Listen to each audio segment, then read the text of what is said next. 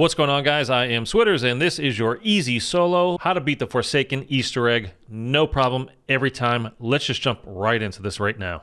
First things first is my loadout. I use the M16, and as a solo player, I like to use Aether Shroud. Get you out of trouble if you happen to get into any. But I always have a class with Ring of Fire on it because we're going to switch to that right before the boss fight. The spawn area in Forsaken is unique in Cold War. The rounds just keep flipping regardless of whether you kill zombies or not. I like to stay here till round 7 to earn some points, but what I always do is head to this placard that you see right here, and we're going to activate this. That way the portal is ready to go. It takes about 30 seconds for it to warm up, but we want it to be ready when we're ready to leave. Again, we're going to stay till about round 7 or so. We've now made it to round 7, so we're going to head through this portal, and we're going to go into this first area here. It has Juggernog, so it's the very first thing I'm going to do once I come in here. Get the loose change from it, the extra 100 points, and then we're going to pick up Jug. Before I leave this area, I always kill off every zombie that's left except for one. So now we're down to one zombie left, and we're going to follow these placards. This is a key thing that we're going to do here, basically for this whole beginning of the game. Just follow the placards, but we're going to go through Beach Pizza right now. We're going to stop, and we're going to get ourselves stamina, because again, going rounds 1 through 7 early, you get a whole bunch of points. You can pick up Jug, and you pick up Stamina again right off the bat, so you don't have to worry about those. So again, just follow the placards. We're going to hit this teleporter, and we're going to go through into Anytown, USA. Again, follow these placards now. We're going to pick up some parts that we need to open another teleporter. First one is going to be through this arcade here. Going to come in, and the first thing we're going to do is knife the token machine to grab a token. We're going to need that later. Don't worry about that for now. But we're going to pick up this part. It can spawn there, obviously. Spawn there. And it can also spawn right here. Next, we're heading into the TV repair shop to get our next part. It's a far across the room here. Here we go. It could spawn there, on the shelves here, or on the counter over there. And then we're going to head into the cinema for the next one.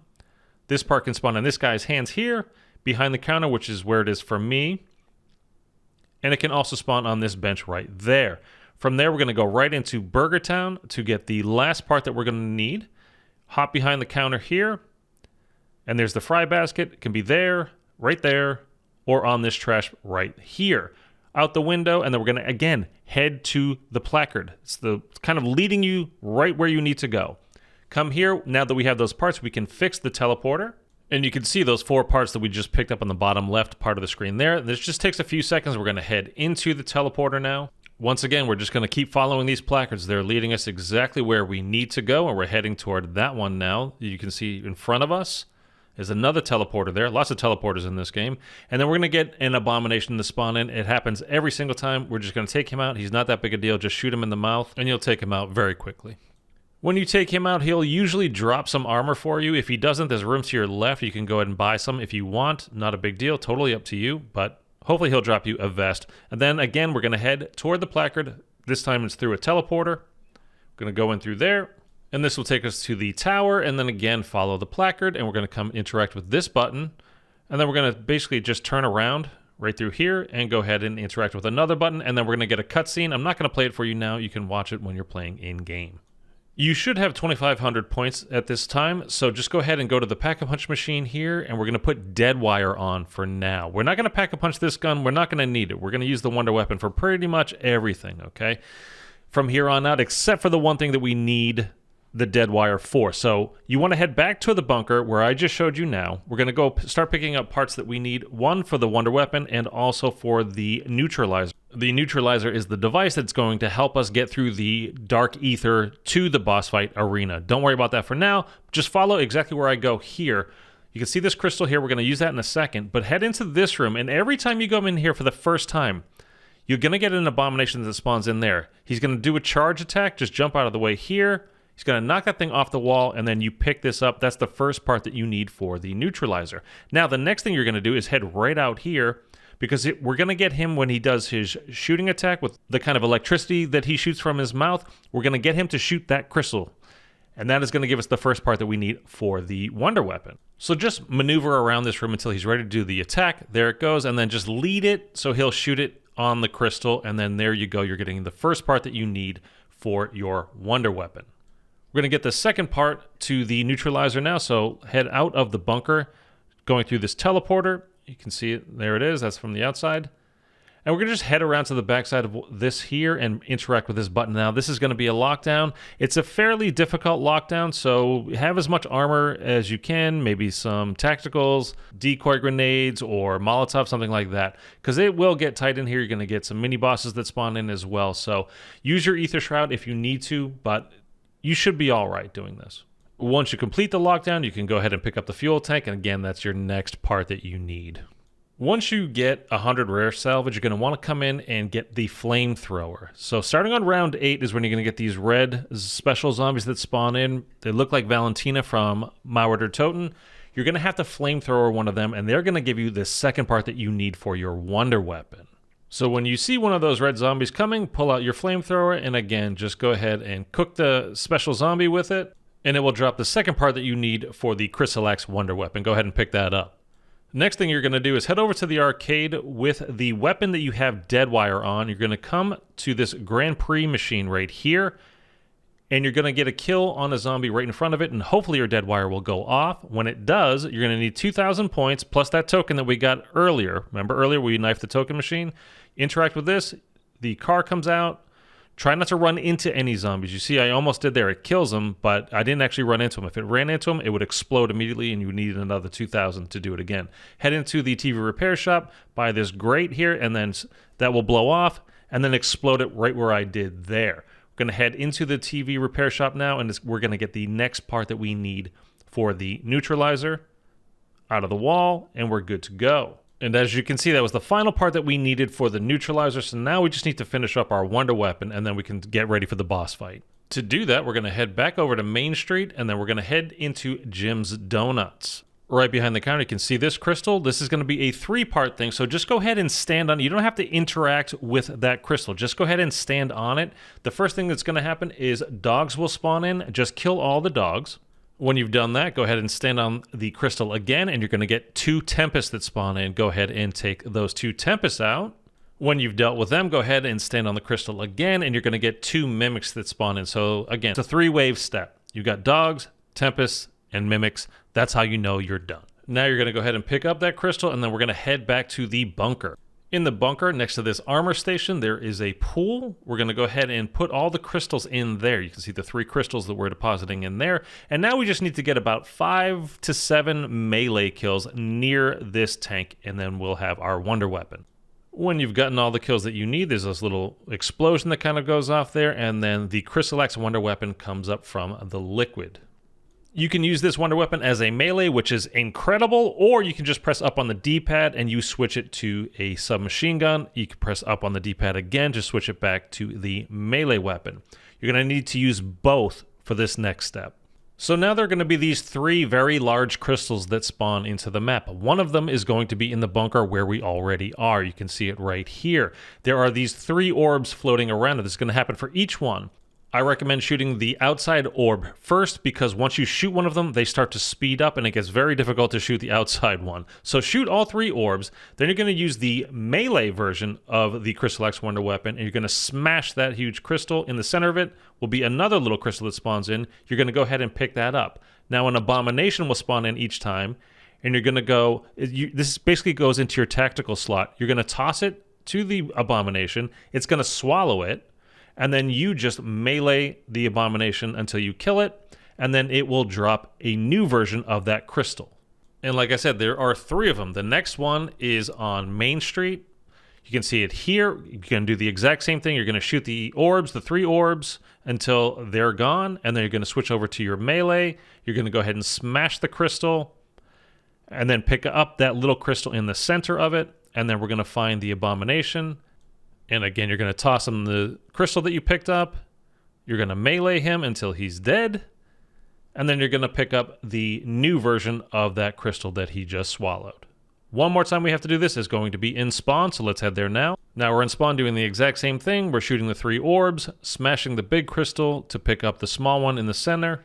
And then we're going to feed the abomination the new crystal, and then kill him with the melee, and he'll finally drop the final crystal that we need. Now, if you do happen to miss this toss, he doesn't swallow it for whatever reason, a new crystal will spawn into the smashed crystal. So just go back to it and pick up another crystal. It's totally fine. Don't worry about it. They'll spawn infinitely. And then finally, toss it to him like I did here, And then again, he'll drop it. And there we go. Final part that we needed. This is the point of the game where I switch over to Ring of Fire. You can do it or not do it. You can stay with Aether Shroud. It's totally up to you. It's not a big deal either way, whatever you're most comfortable with. So we are boss fight ready, technically, but I want to get more perks. I want to get completely set up now. If you want to do this, if you're trying to do this for the first time and you want to get triple papped, go ahead. This Wonder Weapon is incredibly strong using the melee version of it, so you can sit here all day and just get kill after kill, just one swiping these zombies. Totally fine to do it. Totally up to you. I'm going to stay here and get enough points to get all the perks that I want, and we're going to get some more salvage because we do want to buy a death machine. When you're ready for the boss fight to begin, you're going to head over to Main Street, and now we have to actually build the neutralizer. So just go exactly where I go here to this barrier and this table. We're going to craft it. It takes about 30 seconds or so, 30 seconds to a minute for it to power up. But here, now you have time. You get full armor, and you can head over to the crafting table that is over here and get the death machine like I do.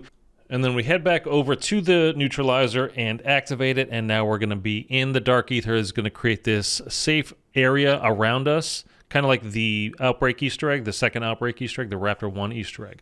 So this thing needs fuel, though, and you need to shoot these crystals, or you can use the melee version of the Crystal Axe and break those crystals. But it's good to shoot the first couple of crystals as early as possible because there will be a never-ending spawn of zombies that are coming in and trying to attack you. And you need to refuel this neutralizer with these crystals. Now, to me, this is the most difficult part of the boss fight. It's before you actually even get to the boss. But again, pick up the crystals, deposit them. There are street-level crystals, and there are ladders that you can climb up when you get into this tunnel area. So go ahead and climb up there. Again, you can shoot them. You can use the melee version of the Wonder Weapon. It's fine either way. Just go ahead and take out the zombies as early as possible, and you'll make your way down here. Like I said, to me, this is even more difficult than the actual boss fight itself, but you'll get used to it. You'll know where the crystals are. They spawn in the exact same locations every game, so where you see me get crystals, there will be for you in the exact same spot, and eventually you'll make your way to the end of this tunnel, and then we are truly boss fight ready. At the end of the tunnel, you've got a Wonder Fizz machine, you've got a crafting table, and you have Pack-a-Punch. So if there's anything else that you can do, you picked up some more points, you got some more salvage, whatever, something more that you can afford before you go into the boss fight, now's the time to do that. So we're going to head to this door, and we're going to interact with it, and then we will be in the boss fight arena. Now I'm going to show you the best trick in the world. The Forsaken has 4 vulnerable spots. We have to smash them. They're these Ethereum crystal spots, as you can see. The first 2 spots can be done at the exact same time, and this is why we have Ring of Fire on. So if you put it on, you're going to do exactly what I do here. We're going to shoot out his shoulders, okay? So you can see on the left and the right, shoulders, we're going to take those things out. There's the bars at the top. You got a thin blue bar and you've got the big red bar. The big red bar is his overall health. The blue bar, the thin bar at the very top, is the health of each individual thing that you're shooting at. So it's going to be one shoulder and then another shoulder. When that blue bar goes all the way down, then he's vulnerable. But again, we can do these both shoulders at the same time right off the bat here. So check this out. So immediately upon entering the arena, pop your Ring of Fire, shoot one shoulder, you can watch the blue bar go very quickly down, and then just pop the other one. So this makes him vulnerable to attack now, but we need to use these cannons. So we need to charge Maxis up. So go find where she is. She's floating in the air. Just stand in this purple circle and get kills with your Wonder Weapon, and that's going to charge Maxis up, and then she in turn is going to charge these cannons that you see around. There's one on either side. There's one here right in front of us, and then there's one on the exact opposite side. You can see she's charging the cannon now, so we're going to head up there. When you're on the cannon, you are completely invulnerable to zombies. They will not attack you. Don't worry about that. Just focus on one of the shoulders, take it out, and then you're going to go back into the purple circle underneath Maxis and get more kills until she's ready to charge up the next cannon. So we filled her up, and now you can see she's floating over to this cannon, and she is now charging this second cannon, and we're going to hop on this one as soon as she's done, and we're going to shoot the other shoulder. And again, don't worry, you cannot be attacked when you're on one of these cannons, so just go ahead and take your time, aim it up. It's very, very, very easy. Once you shoot both shoulders, you will go into a cutscene. It's the same cutscene every single time. So during this cutscene, Forsaken's going to talk to you a little bit. You're going to be in this black screen, and then you're going to come to here, okay? Again, this is the same thing every time. It's going to be like this for a minute, and then a purple portal will spawn in. Just interact with the purple portal, walk into it, and you will go back into the boss fight arena. And now we have to hit his stomach and his head. So let me show you how we do that. So you can see the two vulnerable spots that we need now is the stomach first and then the head. Unfortunately, unlike the shoulders, you cannot do these at the same time. So you're going to have to do one, first the stomach, and then two, then the head, okay? But then you're going to also charge up Samantha again, and then she will in turn charge up the cannons. So again, you're going to do this one at a time. We're going to shoot the stomach, break that crystal, then we're going to go charge up Samantha, then she's going to charge up the cannon, then we use the cannon to shoot the stomach, then we shoot the head, break the crystals there, then we charge up Samantha, she's going to charge up the final cannon, and then we shoot his head with the final cannon. If you have your ring of fire charged up, go ahead and might as well use it. You take out the crystals very quickly with it. So you see me checking the head there. You cannot do it at the same time. You have to do this one at a time. Again, now we have to fill up Sam, power her up so then she can power up the cannon. And then we're going to shoot the Forsaken in the stomach until that breaks with the cannon. And then we'll break the crystals on his head, power up Sam. Sam powers up the cannon. We use the cannon to shoot his head. Now you can see some of the attacks that are going on while we're in this arena. There, at the very beginning when you're shooting the shoulders, he basically has one attack which is kind of a slam attack, so just don't go near his arms and you will not get slammed. Now you can see sometimes that there are these red balls that come at you. You can shoot them with your wonder weapon. You can use your Crystal Axe wonder weapon as a melee and kind of break them up. They do a fair amount of damage, so try to avoid them as best as possible. And then he has kind of a freeze attack. The freeze attack, when you're in it, it's kind of just this whirlpool of cold air. It doesn't hurt you, it just slows you way down, so you're vulnerable to being attacked. But you're probably going to be fine with that. He does have like the Abomination, the kind of electrical shooting attack that he can do. Just obviously avoid it as best you can. And those are pretty much all of his attacks, so not that difficult. And once again, when you're on the cannon, you're invulnerable, so just hop on there as soon as it's ready and take him out. After you have shot both of his shoulders, his stomach, and his head, you still have to stay alive for a little bit. You get more zombies spawning in. You get some mini-boss zombies coming at you. Use your melee attack. It's very strong. Stay alive as long as you can, and then at some point, the game is going to kill you. You're going to go down. It happens every single time. Don't worry about it. You didn't do anything wrong. It's just what happens. So there you go. You go down, but again, you're going to be just fine, and then the cutscene starts. I'm not going to spoil that. You're going to have to earn it yourself and get there. So let me know, did you do this the first time? Did it take you 2 or 3 times to get it done? I think you should probably be able to get it done. If you played everything else in Cold War, this one is really not that bad. Everything the first time or two that you do it can be confusing and can be a little bit difficult. You don't know exactly what's going on. So let me know and leave a like, subscribe. Go ahead and put a comment down below. It feeds the YouTube algorithm, and you know how much us YouTubers love that. Help us get noticed. Appreciate you. Anyways, take care, guys, and I'll catch you in another one real soon.